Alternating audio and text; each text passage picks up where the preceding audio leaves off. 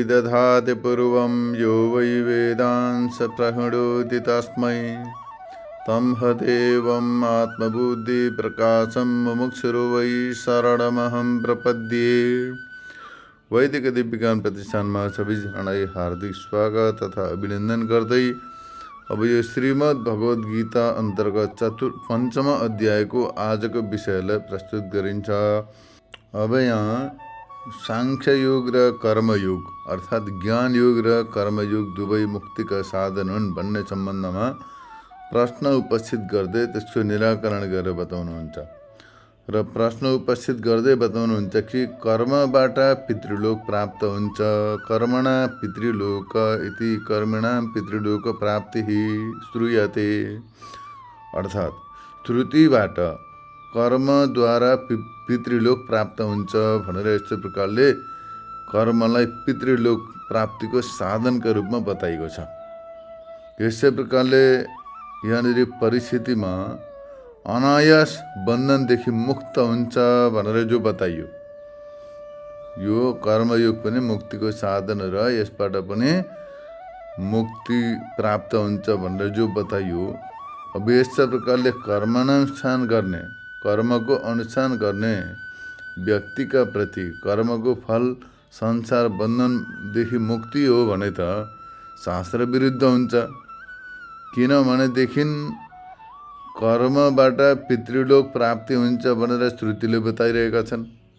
फेरि यहाँनिर कर्म मुक्तिको साधन हो भनेर बताइँदैछ। यो कसरी यस्तो प्रकारको विरुद्ध भाष भयो यहाँनिर त। यस्तो प्रकारले शङ्का गर्दा यो शङ्का गर्नु ठिक छैन। किनभने कर्म गर्ने व्यक्तिलाई जब मनमा कुनै प्रकारको कामना छैन, कर्म गर्ने व्यक्तिका अन्तःकरणमा कुनै इच्छा अभिलाषा लोकैषणा पुत्रैषणा वित्तैषणा केही पनि छैन र भगवत भक्ति भावले, समर्पित भावले, निष्काम भावले कर्मको अनुष्ठान गर्दछ भने हो त्यस्ता कर्मबाट पितृलोक प्राप्ति हुँदैन। अपितु अन्तःकरण शुद्ध हुन्छ र ज्ञानको अधिकारी कहलाउँछ।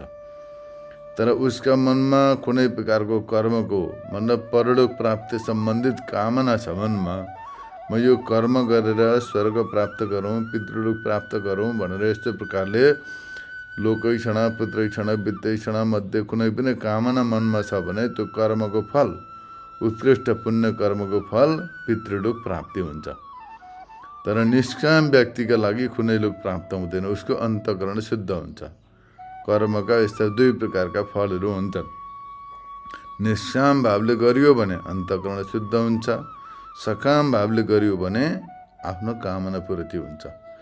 यस्तो प्रकारले निश्चय गरेर दुवैमा कुनै पनि एकको आश्रय गर्ने व्यक्तिलाई दुवैको जो फल हुन्छ त्यो प्राप्त हुन्छ भनेर यहाँ बताउँदै भगवान् भन्नुहुन्छ, सांख्ययोगो पृथग्वाला प्रवदन्ति न पण्डिताः एकमप्यसित सम्यग् उभयोर्विन्दते फलम्। अर्थात् अज्ञानी व्यक्ति सांख्य र योगलाई अलग अलग मानेर भिन्न भिन्न प्रकारले उनीहरूले बताउने गर्दछन्। जो सांख्य योग र कर्मयोग सम्बन्धित रहस्यलाई नजान्ने अज्ञानी व्यक्तिहरू जो छन् उनीहरूले सांख्य योग र कर्मयोगलाई भिन्न भिन्न मानेर अलग अलग रूपले बताउँदछन्। तर ज्ञानीजनले यस्तो प्रकारले बताउँदैनन्। उनीहरू दुवैमा कुनै एकको आश्रय गर्नाले दुवैको जो फल छ त्यो प्राप्त हुन्छ, यस्तो प्रकारले जान्दछन्। यो भए भावार्थ यसलाई व्याख्याद्वारा बुझिन्छ। बाल माने यानी वेदान्त शास्त्रको रहस्यलाई नजान्ने व्यक्ति जो अज्ञानी छ त्यसलाई बाल शब्दले यहाँ बताएको छ।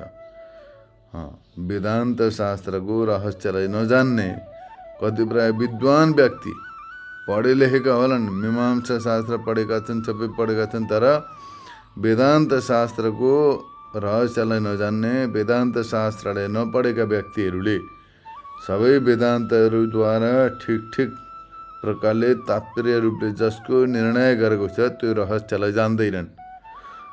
त्यस कारणले गर्दा उनीहरू अज्ञानी व्यक्ति हुन्छन्।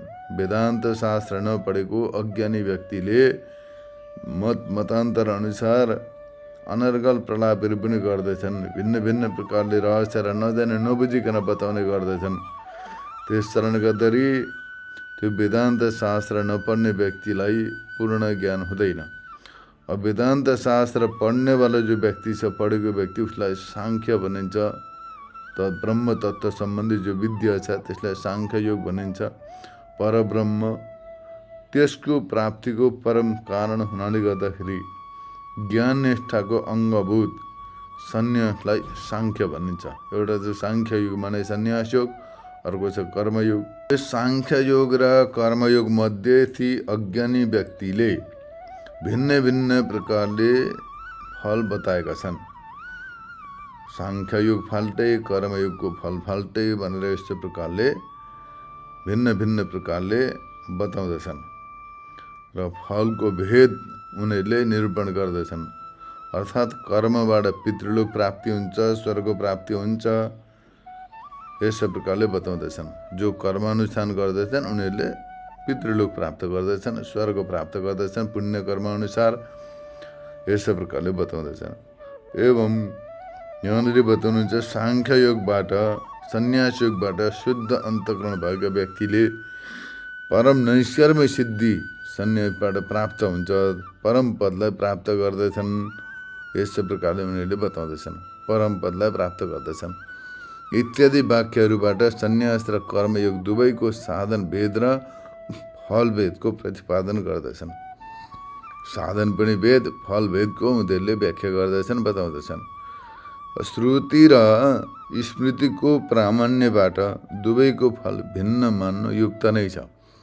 यसमा बताउनुहुन्छ नेति, यस्तो प्रकारले बताउनु ठिक छैन। अनि पण्डित जो वेदान्त शास्त्र पढेका छन्, जसले वेदान्त शास्त्र पढेका छन् र वेदान्त शास्त्रका मर्मज्ञ छन्, वेदान्त शास्त्रमा पारङ्गत छन्, उनीहरूले यो रहस्यलाई जान्दछन्। उनीहरू ब्रह्मज्ञानी व्यक्तिले यो कर्मयोग सन्यास योग दुवैको रहस्यलाई स्पष्ट रूपले जान्दछन् र उनीहरूले बताउँदछन् दुवैको फल एउटै हो। यस्तो प्रकारले बताउँदछन्। त्यो कसरी? साङ्ख्य योग र कर्मयोगको फल कसरी एक हुन सक्छ? विषय नै भिन्न भिन्न हुन् भन्दाखेरि बताउनुहुन्छ कि तत्त्वमसि आदि वाक्य पुरुष चित्तको शुद्ध नहुँदाखेरि ब्रह्म तत्त्वको बोधक हुन सक्दैनन्। माने जसको चित्त शुद्ध छैन, अन्तःकरण शुद्ध छैन, त्यस्ता व्यक्तिले तत्त्वमसि आदि वेदान्तका महावाक्यहरू सुने तापनि उसलाई तत्त्वको बोध हुँदैन। वेदान्त वाक्यले पनि अन्तःकरण अशुद्ध भएका व्यक्तिलाई ज्ञानी बनाउन सक्दैनन्। अशुद्ध अन्तःकरण भएका व्यक्तिले वेदान्त शास्त्रको श्रवण गरेर पनि ज्ञानी बन्न सक्दैन, उसलाई ज्ञान हुँदैन, किनकि चित्त शुद्ध छैन। अत त्यो चित्तको शोधन गर्नका लागि कर्म र उपासना गर्नुपर्दछ।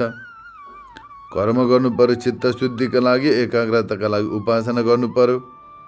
अब कर्म गरेको छैन, चित्त शुद्ध छैन, उपासना गरेको छैन, चित्त एकाग्र छैन, चित्त चञ्चल छ।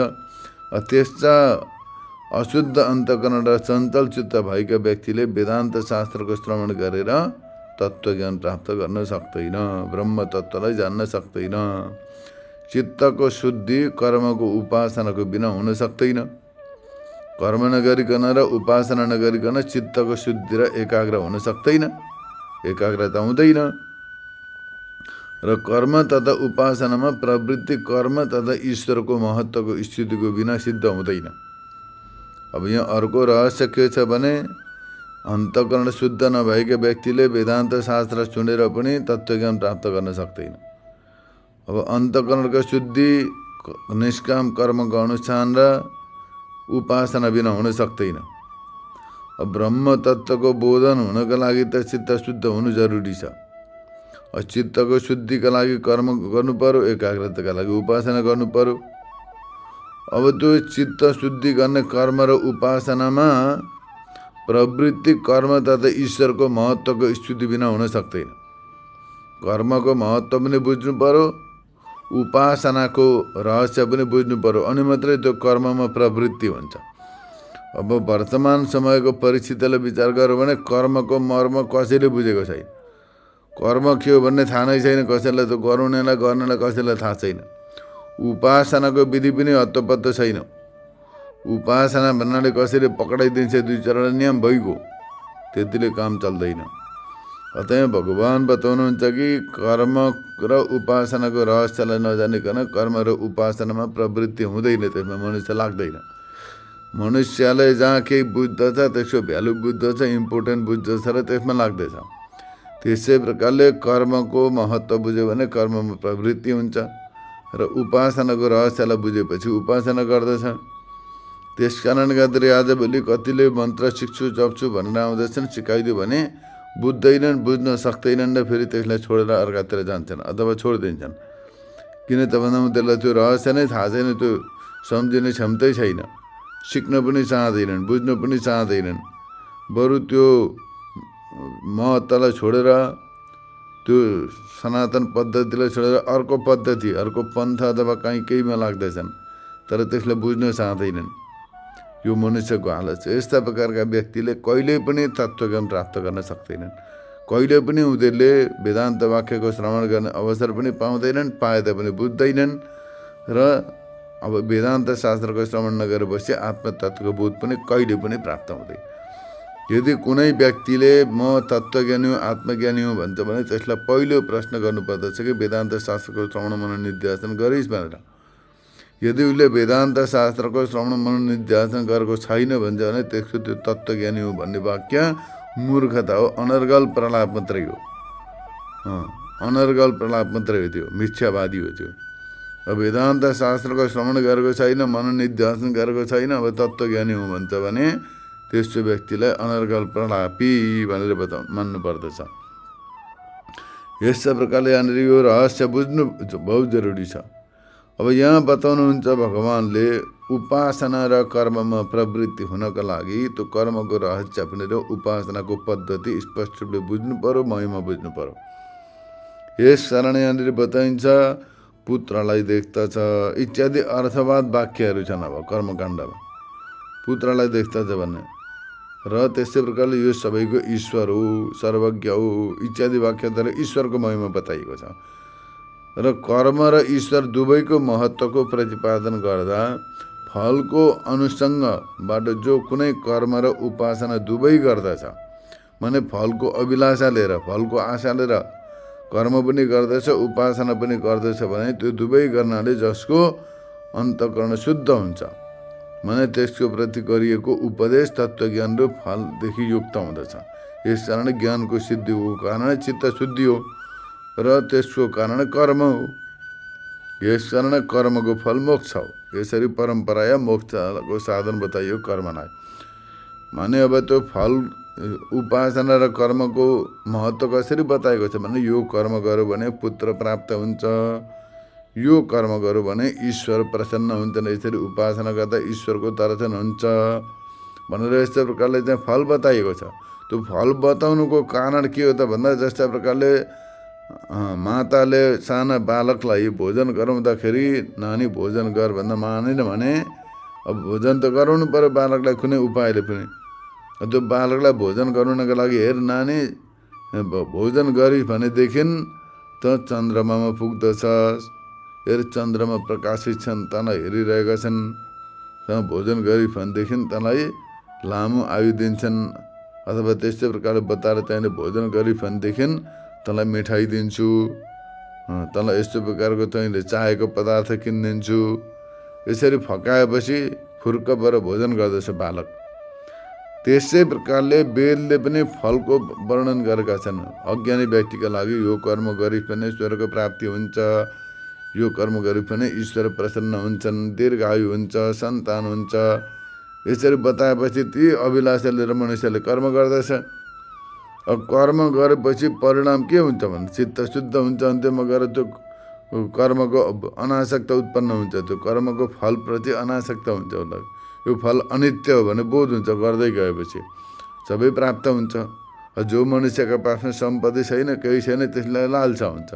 तर अब जो राजाका पासमा सम्पत्ति प्रशस्त छ, अब जो सबै सम्पत्ति भएपछि त्यो त्यसको महत्त्व हुँदैन। कुनै पनि वस्तु जबसम्म हातमा आउँदैन तबसम्म त्यसको महत्त्व हुन्छ, आएपछि महत्त्व खत्तम हुन्छ।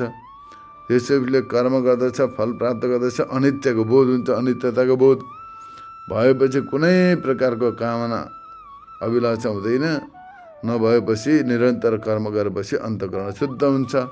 अत शुद्ध अन्तःकरण भएका व्यक्तिलाई तत्त्वज्ञानको उपदेश गरियो भने उसलाई तत्त्वज्ञान हुन्छ। यसकारण ज्ञानको सिद्धिको कारण चित्त शुद्धि हो र त्यसको कारण कर्म हो। यसकारण कर्मको फल मोक्ष हो। यस्तो प्रकारले परम्पराया मोक्ष कर्मको फल हो भनेर बताइएको। ज्ञानको साधन हुनाले गर्दाखेरि सन्यासको फल पनि मोक्ष हो। ज्ञानको साधन हो सन्यास, त्यस कारणले गर्दाखेरि सन्यासको फल पनि मोक्ष हो। यस्तै प्रकारले श्रुतिले बताएका छन्। विद्या र अविद्या दुई प्रकारका छन्। विद्याम च यश्च वेदो भयं च अविद्याया मृत्युम धृत्वा विद्यया मृतम अश्नुते। अर्थात् विद्या र अविद्या दुवै प्रकारका जो साधनलाई जान्दछ जसले, भने उसले अविद्यादेखि मृत्युलाई तरेर, अविद्याद्वारा माने कर्मद्वारा मृत्युलाई तरेर, विद्याद्वारा माने उपासनाद्वारा अमृत तत्त्वलाई, ईश्वर भावलाई प्राप्त गर्दछ। यो श्रुतिबाट अविद्याबाट मृत्युलाई र ज्ञानको प्रतिबन्धलाई हटाउँदछ। माने कर्म गरेपछि अन्तःकरण शुद्ध हुन्छ। यहाँ अविद्या शब्दले कर्मलाई बुझ्नु पर्दछ, अज्ञानलाई होइन। अविद्याद्वारा माने कर्मको अनुष्ठानद्वारा मनुष्यले ज्ञानको प्रतिबन्धकलाई हटाउँदछ र अमृत रूप मोक्षलाई प्राप्त गर्दछ इत्यादि श्रुतिबाट यहाँ बताइएको छ। यस प्रकार ज्ञान र कर्मयोग दुवैको र ज्ञान एवं सन्यास दुवैको साध्य साधन भाव सम्बन्ध ज्ञात हुन्छ। यसकारण ज्ञानको फल मोक्ष हो भनेदेखि कर्मको पनि परम्पराया मोक्ष नै हो फल। यस प्रकार सांख्य र योग दुवैको एकै फल हो, मोक्ष हो। सांख्य योगको फल पनि सन्यासको पनि फल मोक्ष हो र अन्तःकरण शुद्धिका लागि गरेको कर्मको फल पनि कालान्तरमा मोक्ष नै हो, दुवैको फल। यस प्रकार सांख्य र योग दुवैको एकै फल हो, मोक्ष हो। यस्तो प्रकारले ज्ञानीजनहरूले मान्दछन्। यसकारण कारक आदिबाट नै दुवैको भेद छ, फल भेदमा छैन। माने गर्ने तरिकामा पद्धतिमा भिन्न भिन्न छ, गराइमा भिन्न भिन्न छ, तर फलमा भेद छैन, यो सिद्ध भयो। यसकारण सांख्य र योग दुवै मध्ये एकको आश्रय गर्दछ कसैले। आफ्नो योग्यता क्षमता विचार गरेर यता निष्काम कर्मानुष्ठान गर्दछ भने अन्तःकरण शुद्ध भएपछि उपासनाद्वारा चित्त एकाग्र हुन्छ, अन्तर्गतत्व गरेर ज्ञानद्वारा मोक्ष हुन्छ। अब अन्तःकरण शुद्ध भएको व्यक्ति चाहिँ वैराग्य भयो, सबैलाई परिचय गरेर एकान्तमा रह्यो वेदान्तको श्रवण मनन निध्यासन गरेर तत्त्वज्ञान प्राप्त गर्दछ, त्यसबाट पनि मोक्ष प्राप्त हुन्छ। त्यस कारण गर्दाखेरि सांख्य अथवा कर्मयोग माने दुवै मध्ये एकको आश्रय लिएर मनुष्यले जीवन कल्याण गर्न सक्दछ। दुवैको मोक्ष नामक फल प्राप्त हुन्छ। यस प्रकार सांख्य र कर्मयोग दुवैको मोक्ष प्रति अन्तरङ्ग र बहिरङ्ग भावले अल्प अनल्प कालदेखि साध्य साधन भाव सम्बन्ध रहेको छ। अब कर्मयोग हो बहिरङ्ग साधन, वेदान्तको श्रवण मनन निध्यासन सन्यास हो अन्तरङ्ग साधन। कर्मयोग चाहिँ हो बहिरङ्ग साधन हो, वेदान्तको श्रवण मनन निध्यासन पूर्वक सन्यास अन्तरङ्ग साधन हो।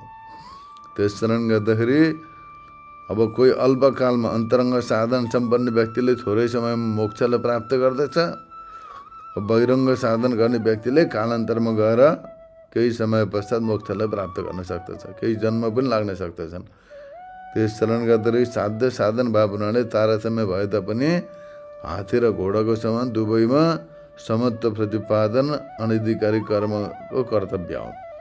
त्यस कारण गर्दाखेरि नगी सन्यास यस्तो प्रकारले सूचन गरेको छ। र यस्तो प्रकारले अनधिकारी जो ज्ञानको अधिकारी छैन उसले कर्मानुष्ठान गर्नुपर्दछ भन्नुको तात्पर्य हो। जो तत्त्वज्ञानका प्रति अनधिकारी छ, अधिकार प्राप्ति छैन, अधिकारी छैन, योग्य छैन, क्वालिफाइड छैन, उसले कर्मको अनुष्ठान गर्नुपर्दछ। ज्ञान पनि छोडो कर्म पनि छोडो भन्दैन, त्यो त पशु बराबर भइगयो नि। ज्ञान मार्ग पनि छैन, कर्म पनि छैन, उपासना पनि छैन भने त्यो जिउँदो हिँड्दै डुल्दो मनुष्यको रूपमा हिँड्ने पशु मात्रै हो। मनुष्य रूपेण मृगाचरन्ति, मनुष्यका रूपमा चल्ने फिर्ने पशु बराबर हो त्यो। यस्तो प्रकारले जान्नु पर्दछ। यसै प्रकारले अगाडि भन्नुहुन्छ सांख्य र योग दुवैको फल एकै हो। यस्तो प्रकारले जो बताइयो त्यसैलाई पुनः स्पष्ट गर्दै त्यो दुवैको एकता दर्शनको स्तुति गर्दै भगवान भन्नुहुन्छ, यद साङ्ख्यै प्राप्यते स्थानं तद्योगैरपि गम्यते एकं साङ्ख्यं च योगं च यः पश्यति स पश्यति। जुन चाहिँ स्थानलाई साङ्ख्य प्राप्त गर्दछन्, माने साङ्ख्य योगद्वारा जसले जुन स्थानलाई प्राप्त गर्दछन् त्यसै स्थानलाई कर्मयोगबाट पनि प्राप्त गरिन्छ। साङ्ख्य माने सन्यास योगद्वारा जुन स्थानलाई प्राप्त गरिन्छ, कर्मयोगबाट पनि त्यही स्थानलाई प्राप्त गरिन्छ। अतएव साङ्ख्य र कर्मयोगको जो एक रूप जसले देख्दछ, दुवैलाई एक रूपले जान्दछ, त्यही वास्तवमा सम्यकदर्शी हो, ज्ञानी हो। यस्तो प्रकारले यहाँ बताउनु भयो। यो भावार्थ हो, यसलाई व्याख्याद्वारा बुझिन्छ। साङ्ख्य माने परब्रह्म। यहाँ साङ्ख्य शब्दको अर्थ परब्रह्म। त्यसलाई जसले आत्मरूपले जान्दछ उनीहरूलाई साङ्ख्य भनिन्छ। साङ्ख्य माने परब्रह्म। त्यसलाई जसले आत्मस्वरूपले म स्वयं ब्रह्मस्वरूप हुँ, आत्मस्वरूप हुँ भनेर जान्दछ त्यसलाई साङ्ख्य भनिन्छ। ती साङ्ख्यद्वारा माने ब्रह्मनिष्ठ ज्ञानीहरूद्वारा जुन स्थान माने सदैव एकरूप स्थित हुने जो मोक्ष गति परम आनन्द स्वरूप मोक्ष स्वरूप छ, त्यसलाई जसले प्राप्त गरेका छन्, कतिपयले त्यो परमानन्द स्वरूप परमानन्द प्राप्त गरेका छन्, मोक्ष स्थितिलाई प्राप्त गरेका छन्। स्वरूप केवल भावस्वरूप माने आफ्ना ब्रह्मस्वरूपलाई अनुभव गरेका छन्। हो त्यही स्वरूपलाई कर्मयोगबाट पनि प्राप्त गर्न सकिन्छ। अनि आफ्नो आत्मस्वरूपले जसले ब्रह्म तत्त्वलाई जान्दछन्, हो त्यही ब्रह्म तत्त्वलाई योगद्वारा माने फलको अभिसन्धि रहित, माने फलको अभिलाषा रहित, कुनै फलको इच्छा नराखिकन ईश्वर अर्पण बुद्धिद्वारा गरिएको कर्मबाट पनि माने वैदिक कर्मबाट पनि त्यो स्थानलाई प्राप्त गर्न सकिन्छ। यहाँ वैदिक कर्मको कुरो गरेको, यहाँ लौकिक कर्मको होइन। व्यापार व्यवसाय नोकरी इत्यादि भुँडी पाल्ने कर्म हुन् तिनीहरू, भुँडी योग।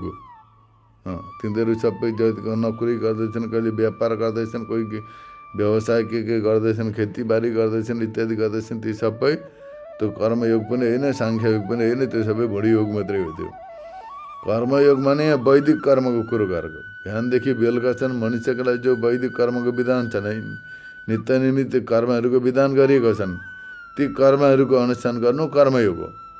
ती वैदिक कर्महरूद्वारा अन्तःकरण शुद्ध हुन्छ र मनुष्यले मोक्ष गतिलाई प्राप्त गर्दछ।